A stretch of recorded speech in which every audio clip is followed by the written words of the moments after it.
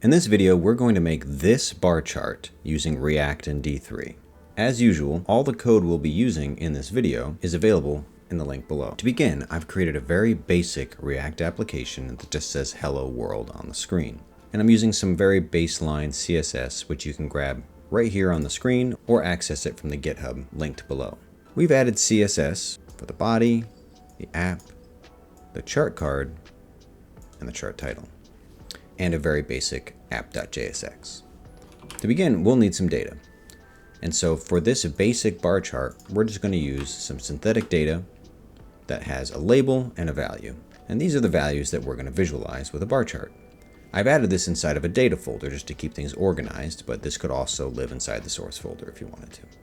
Now I've also made a charts folder, and in here we've created barchart.jsx. We're going to import scale band, scale linear, and the max function from the D3 library.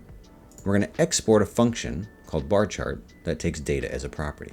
Right now I'm just returning the words barchart just to make sure that this function is actually working. So we can go into our app.jsx and we can import it, import barchart from our charts folder, and then we can render it right here underneath the hello world. And you'll see the word bar chart now shows up on our page, but we need a chart in there. So let's make the chart. First, we're going to create our chart dimensions. We will create a width of 700 and a height of 400, and this is the SVG height and width. And then we'll create our margin, a top of 20, a right of 5, a bottom of 40, and a left of 50. And then we're going to create our chart width and chart height. And these will be the width and height of the actual chart, which take into account the margins that we've declared here, which will let our chart sit nice and snug inside the SVG. Next, we will create our scales. First, our X scale. This is going to use the scale band function from the D3 library. We're going to give it a domain, and that domain, cat visitor, that domain is all the labels that are inside of our data set. And so we're going to take the data and we're going to map through it and retrieve all the labels. That creates our domain. So by mapping through the data set, the domain is dynamic and it will always have the most up-to-date values. But you can also set this manually. You could create an array of items that you want to be in your domain. In this case, Alpha, Bravo, Charlie, and so on. If you had a new member inside of that array, you'd have to go in and put it in yourself. By mapping it, it always knows what the domain will be. Next, we'll create our range, which is the range of pixels that our chart can live in. It's going to start from 0, and the max will be the width of our chart, which we did the math up here. It's the width minus margin left minus margin right. And then we'll give it a little bit of padding.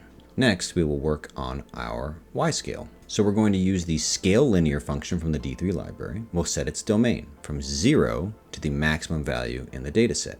And again, you could manually put in that maximum value, but this is more dynamic. As your data changes, it will always know what the biggest one is. Then we'll set the range, which is the pixels that this chart can live in, from chart height to 0. This is reversed because in SVG coordinates, the 0 is up here in this corner. After that, we're going to create our ticks. We will grab our Y scale and give it dot ticks with a 5. That just means we'll have 5 ticks. Next, let's set up our return. So this is all the work we're doing before returning anything to the screen. So we're setting our dimensions, we're building our scales, and we're declaring our ticks. Now we can use React to render the chart onto the screen. We're going to take this one step at a time. First, we will declare our SVG, and it has a width and a height, which we set up above.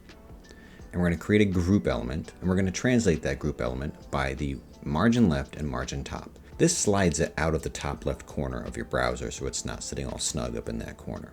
Let's begin by creating our ticks. We'll grab our Y ticks, which we declared right here. For each tick, we're going to create a line element.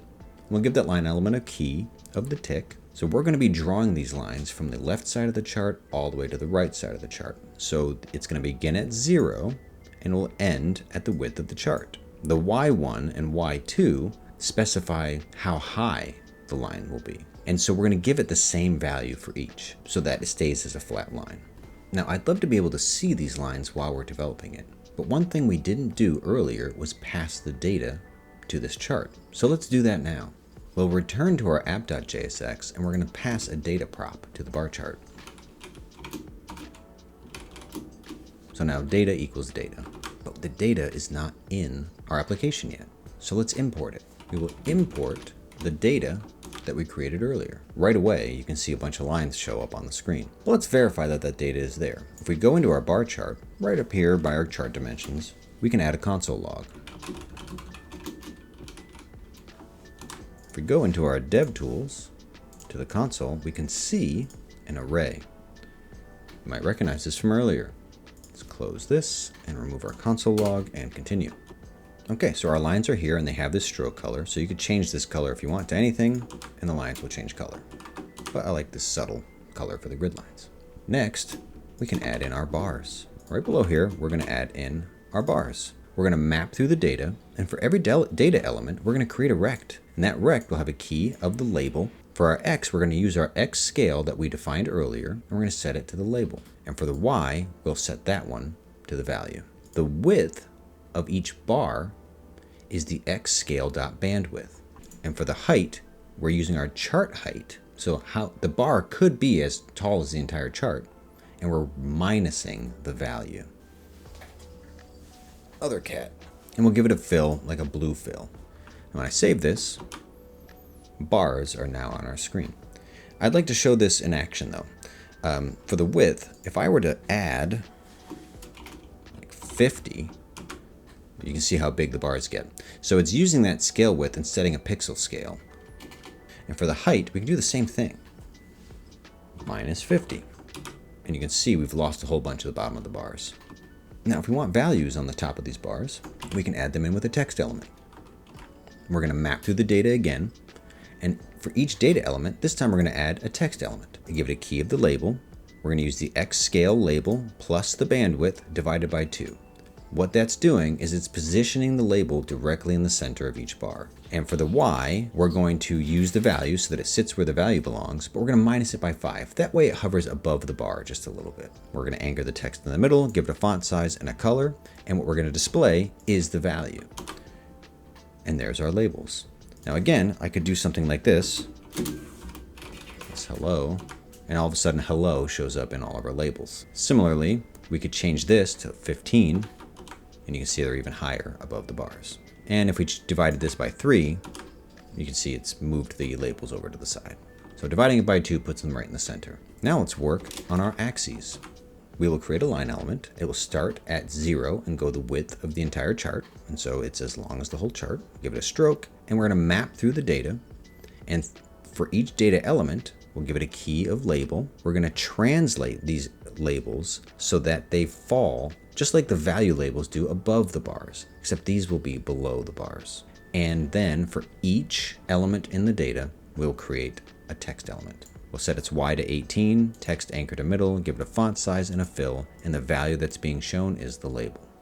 Hit save, and there's our labels. This line right here is that nice fancy line that's extending from below the bar. If we were to remove that, that goes away and you just have your labels. Additionally, I can remove this up here and you'll see what happens. It moves up to the top. So this translates very important to bring the line down to the bottom of the chart. Next, let's get our y-axis in there. Same concept here. We're going to create a line element.